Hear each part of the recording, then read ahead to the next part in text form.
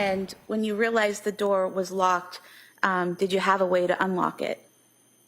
Yeah, the previous owners, when they installed the doorknobs, had these like these little keys that they taped to the back of each door. So I got the one from Cora's room, and then I started unlocking the knob. Here we're seeing the natural things you do when you're talking about things like this. He's recalling information, that's fine. And he starts talking about what he did as she asks him the questions. That's fine. There's nothing here as far as deception goes. And when you unlocked the door to your bedroom, did you go in? Yeah. And what did you see when you opened the door and went in? I just saw blood everywhere, and the window is open. And showing you here a photo, is this the bed in your bedroom? Yeah. His voice tone, volume, and cadence are the same as they've been the whole time. The big swallow before what did you see? That's a combination of stress and remembering the event, and he's preparing to answer. That's totally normal. It is stressful. And of course, his breathing gets deeper and he starts breathing louder and he starts talking just a little bit louder. His tone is the same, but his volume's up just a bit. I just saw blood everywhere, and the window is open. And he starts goofing around with his mouth and he's adapting that way as well. Now, keep in mind, these are all just stress cues we're seeing from this guy. Everything is normal as far as stress goes. You may hear some other people say, oh, he's doing this, so it means that, it means this. I'm telling you, this is just stress. There's no deception here either. Now, the way the bed is in this photo, kind of pulled away from the wall and slightly askew or at an angle, is that the way it was typically? No.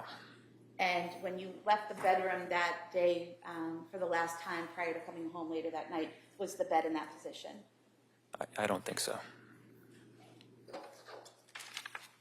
We don't really see enough of him here at all to make any definitive calls on what his body language is saying, but his voice sounds like it sounded up to this point. No big changes there. He's just delivering each answer. And you said you saw the window, is that correct? Yeah. Was it open? Yeah, there was wind blowing in. Showing you a photo here. Is that a fair and accurate depiction of how the window looked? Yeah. Everything looks fine here too. Everything's direct. His voice hasn't changed at all. This looks good. No deception. Did you walk into the room and over to the window? No. How far into the room did you get? Probably 1 or 2 steps, and then I immediately turned around and went outside. Those shoulder shrugs, they make sense here because he's not sure how far in he went.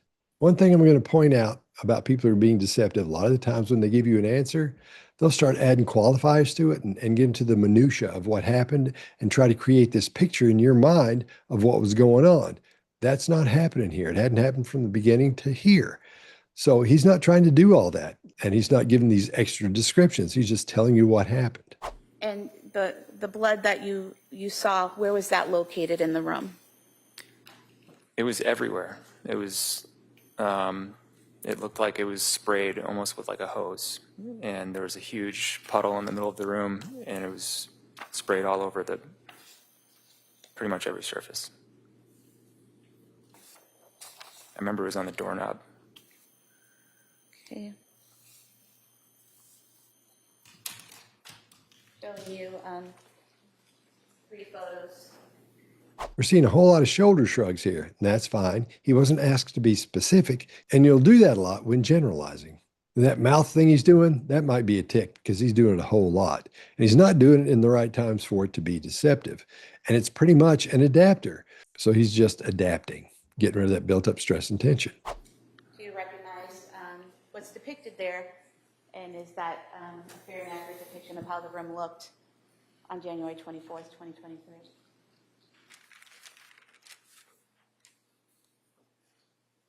Yeah.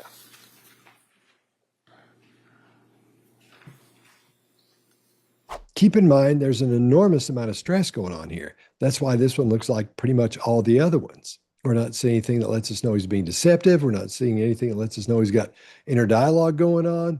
There's nothing like that happening here. This looks okay. Sir, were you aware that the defendant's phone was found on the bed in the bedroom that night? Yeah. That quiet no and that single shoulder shrug with the chin going over there, Notice he's shaking his head as he's doing that. He's confirming the answer.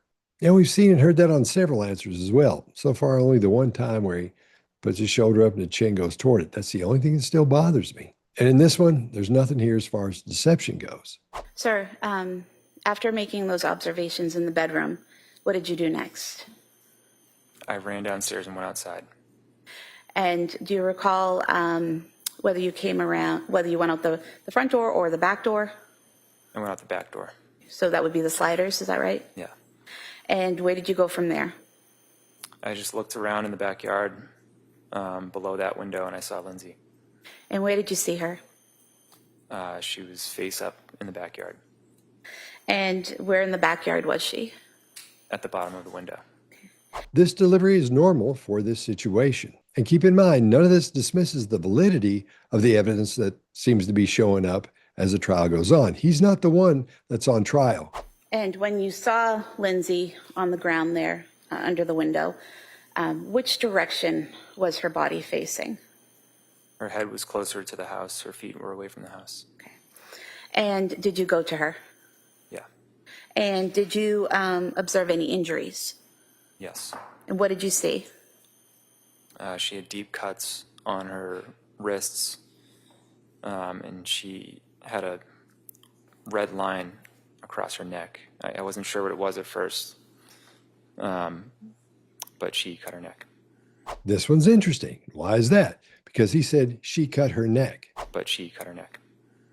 And he says that even though that part wasn't brought up. And for me, that's an additive that he stuck in there that I would write down and remember. She had a red line across her neck. I wasn't sure what it was at first.